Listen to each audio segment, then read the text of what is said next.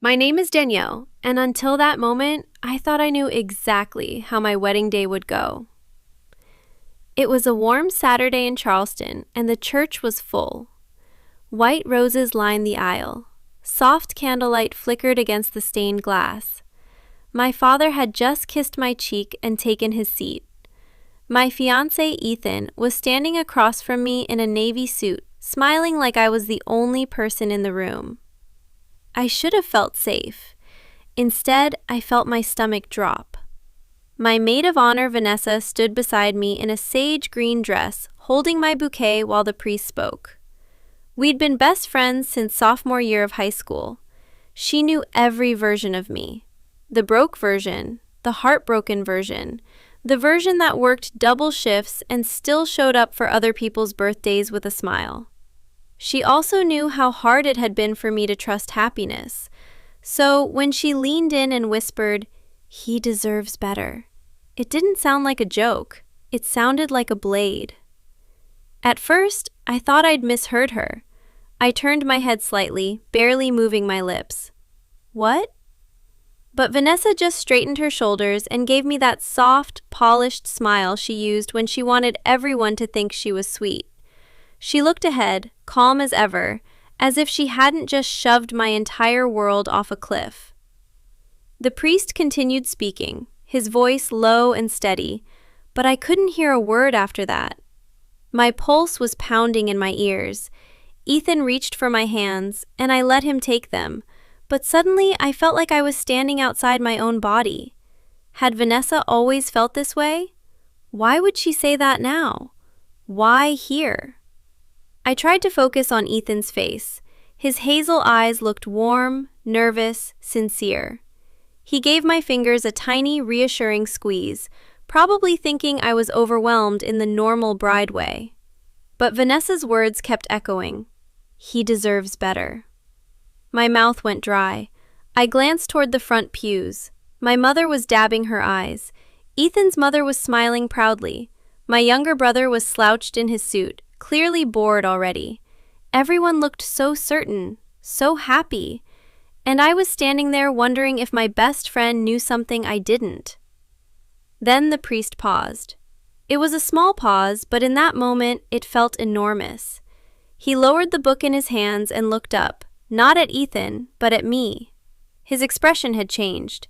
It wasn't warm anymore, it was careful, measured, like he was stepping into something dangerous. "Before we continue," he said, his voice carrying farther than before, "there is something I need to ask." A nervous laugh fluttered somewhere in the back of the church. I saw Ethan's smile falter. The priest turned slightly, his eyes moving between me, Ethan, and then, just for a second, Vanessa. My chest tightened. Then he asked, clear enough for every guest to hear, "Is there anyone here who believes this marriage should not happen because of something the bride has not been told?" The room froze. Not the usual playful wedding movie freeze, a real one. Sharp, heavy, wrong. I stopped breathing. A murmur moved through the pews like wind through dry leaves. Ethan's grip on my hands loosened. I looked at him, expecting confusion, maybe anger. But what I saw on his face was worse. Recognition. He knew this was coming. And when I turned to Vanessa, she wasn't shocked at all. She was waiting.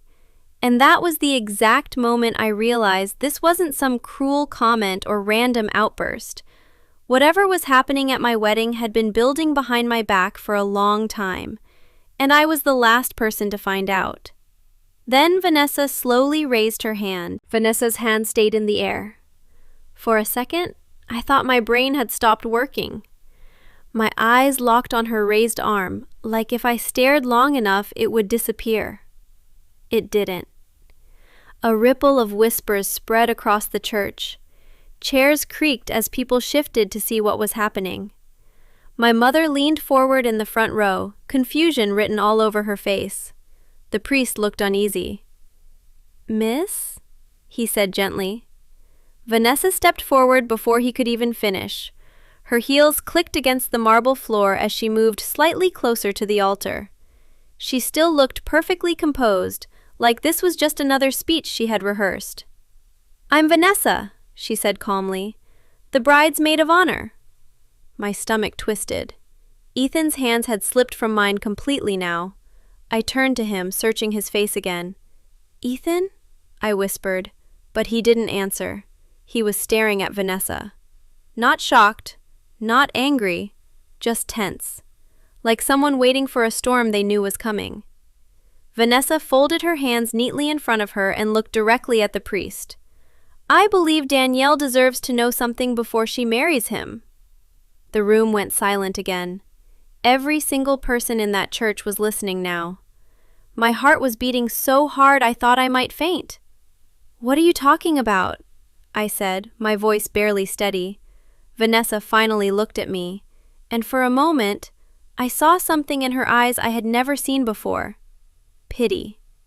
"Danielle," she said softly, "I didn't want to do this today, but you deserve the truth." My throat tightened. "Then say it." She glanced briefly at Ethan, then back at me. "You think Ethan proposed because he's madly in love with you." Her words landed like stones. "But that's not the whole reason." A few people in the pews gasped quietly. I felt heat rush to my face. "What are you implying?" I asked. Vanessa hesitated just long enough to make it feel dramatic. Then she said the sentence that made my chest collapse. "He didn't tell you about the deal, did he?" The word deal echoed in my head. I turned slowly toward Ethan. "Deal?" I repeated. Ethan ran a hand down his face. For the first time all day, he looked genuinely nervous. "It's not like that," he said quickly. But that wasn't an answer. Vanessa crossed her arms slightly. "Yes," she said calmly. "It is exactly like that." My vision blurred for a second. "What deal?" I demanded. Vanessa inhaled. 3 months ago," she said, "Ethan met with my uncle." I blinked. Her uncle? Why would Ethan meet her uncle? Then she said the words that made the entire church erupt in whispers. "My uncle is the senior partner at the law firm Ethan's been trying to get into for years." Ethan exhaled sharply. "Vanessa!" But she kept going. "And during that meeting," she said, "they discussed something very interesting." My hands were shaking now. "What?" I whispered. Vanessa looked directly at me. "My uncle told Ethan that partners at the firm are expected to have a stable personal life." She paused. "A wife, a family image, someone respectable." The meaning started forming in my chest like a slow, painful realization. "No," I said under my breath. Vanessa nodded slightly. "And 2 weeks later," she continued, "Ethan proposed." My stomach dropped. The church was buzzing now. People whispering. People turning toward Ethan, toward me, toward Vanessa. "This is insane," Ethan said sharply. But Vanessa wasn't done. "He didn't tell you," she said quietly, "that marrying you helped secure his position." The words hit me like cold water. I looked at Ethan again. My fiancé. The man who had cried when he proposed. The man who promised we'd build a life together. The man I was about to marry. "Tell me she's lying," I said. Ethan's jaw tightened. "Danielle!" That was when I knew. But Vanessa wasn't finished yet, because the next thing she said shattered the entire room. "And Danielle," she added gently, "there's something else you should know." My chest tightened. "What now?" I asked. Vanessa tilted her head slightly. Her voice softened. "You weren't actually the first person Ethan asked to marry him." The church exploded in shocked murmurs. My heart stopped. Slowly, painfully, I turned my head toward her. "Who was?" I asked. Vanessa held my gaze. Then she said quietly, "Me." For a moment, the entire church felt like it tilted. "You?" I repeated. The word barely made it out of my mouth. Vanessa didn't look embarrassed. She didn't look guilty either. If anything, she looked strangely calm, like she had been waiting years to say this out loud. "Yes," she said. The whispers in the room grew louder. I could hear my aunt behind me mutter, "Oh my God." My mother stood halfway up from the front pew, her face pale. I turned slowly toward Ethan. "Is that true?" I asked. He opened his mouth, then closed it again. That tiny hesitation felt louder than any confession. "Ethan," I said, my voice shaking now, "did you propose to her?" He rubbed his forehead, clearly realizing there was no clean way out of this. "It was a long time ago," he said carefully. A long time ago.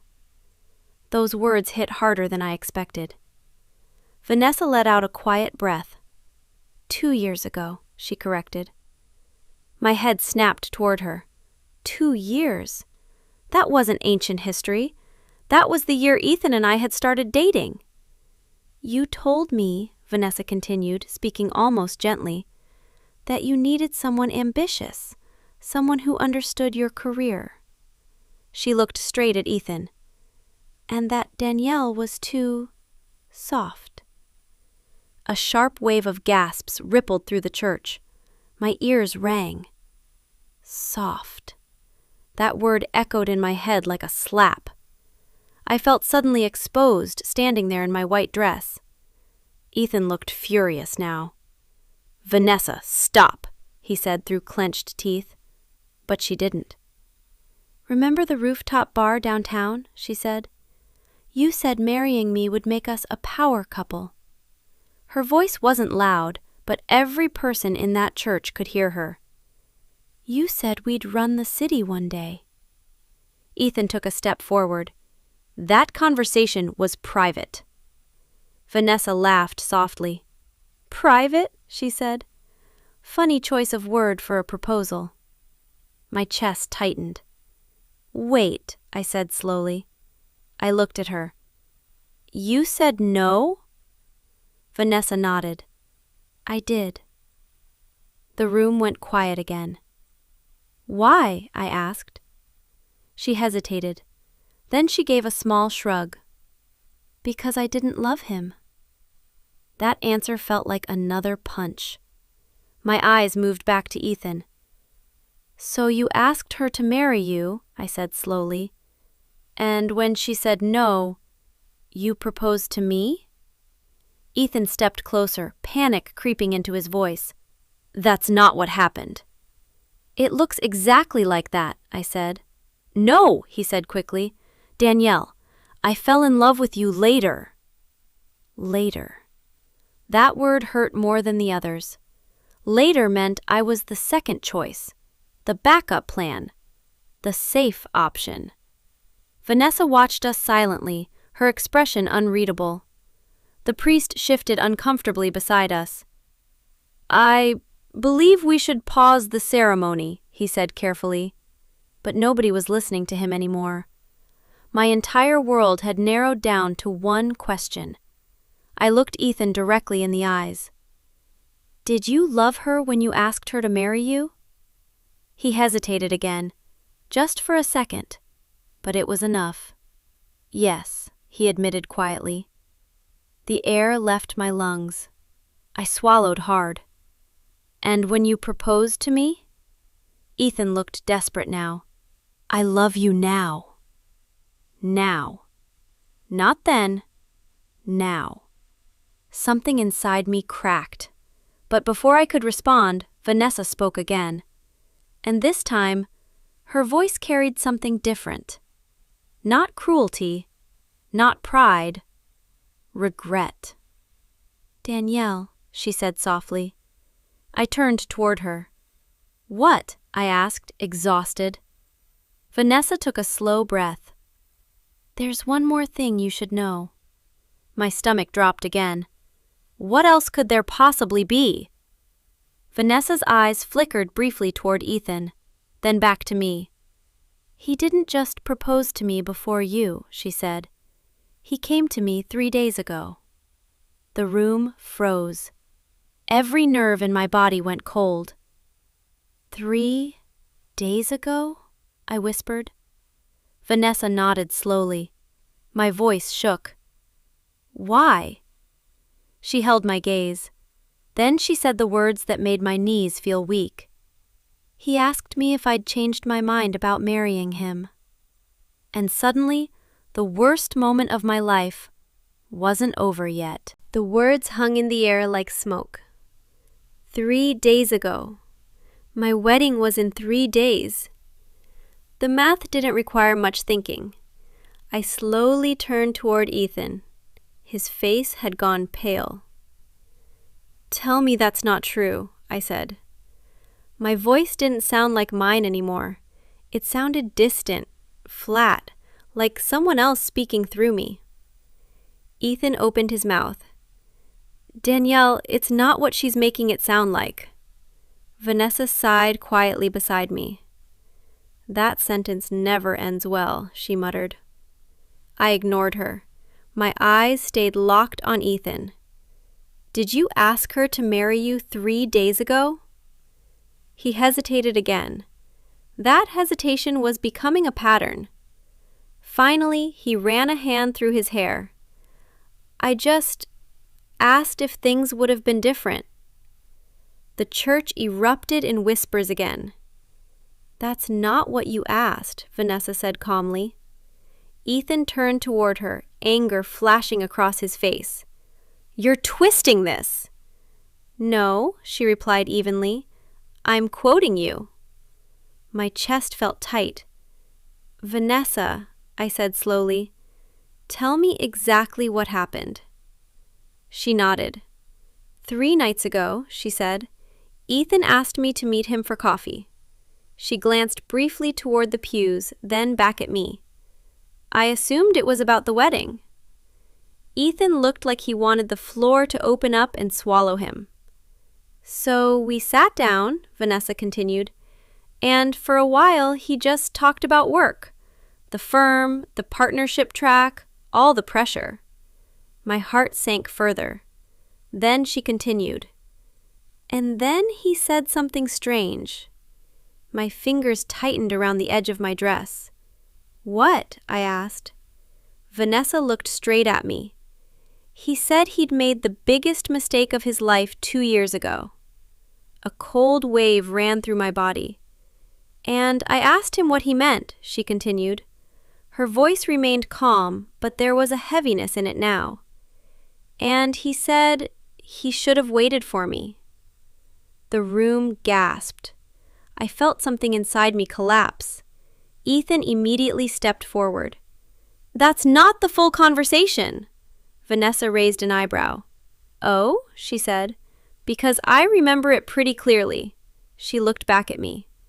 "He said if I'd said yes back then, things would be different now." I could barely breathe. My fiancé, 3 days before marrying me, talking about marrying someone else. "Why are you telling me this now?" I asked quietly. Vanessa's expression changed slightly. For the first time all day, she looked uncomfortable. "Because I told him no again," she said. Ethan scoffed bitterly. "You didn't exactly slam the door." Vanessa crossed her arms. "No," she said. "I just told you the truth." My heart pounded. "What truth?" Vanessa looked at me. Then she said something I never expected to hear. "I told him that even if I wanted him, I couldn't do that to you." The church fell silent again. "I told him," she continued, "that Danielle trusts me more than anyone." Her voice softened slightly. "And that betraying you like that would make me a terrible person." My chest tightened. "You're doing a great job protecting her now," Ethan snapped. Vanessa didn't react. "I also told him something else," she said. I swallowed hard. "What?" Vanessa's eyes met mine. "I told him that if he was still unsure about marrying you, he shouldn't go through with the wedding." My stomach twisted. "And do you know what he said after that?" I shook my head slowly. Vanessa exhaled. "He said he couldn't call it off." "Because the firm was already expecting it." The room exploded again. Whispers, gasps.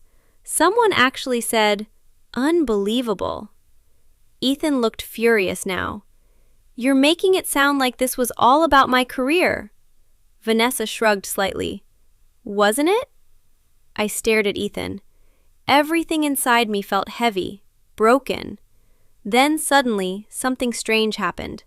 The priest cleared his throat. Everyone turned toward him again. He looked deeply uncomfortable, but determined. I apologize, he said slowly, but there is something important I must clarify. My stomach tightened again.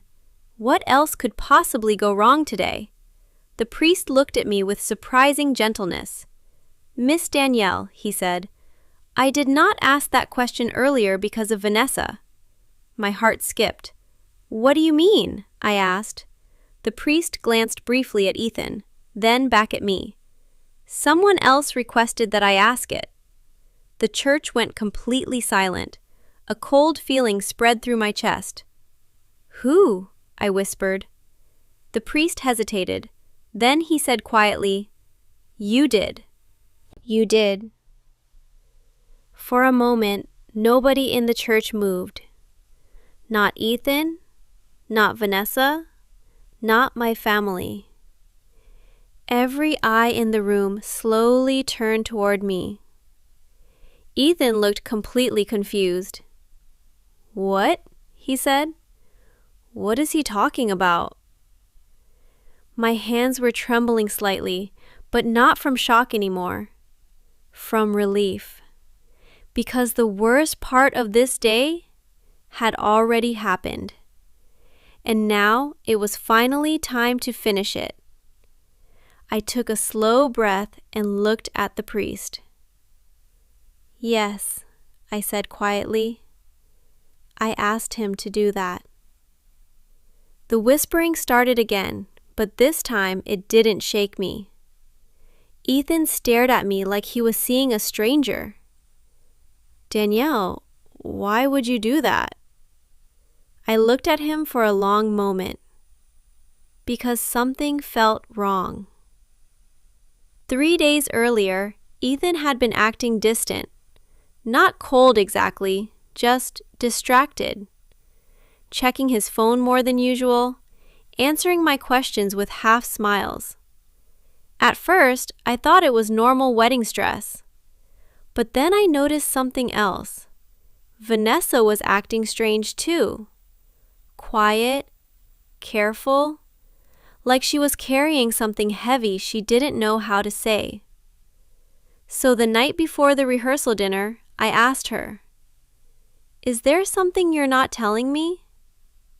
She tried to brush it off at first, but Vanessa had never been good at lying to me. Eventually, she sighed and said, If I tell you, it might ruin everything. I remember laughing nervously. Try me. That's when she told me about the coffee meeting, about Ethan asking if she'd changed her mind, about the things he said. I felt like the floor had disappeared under my feet.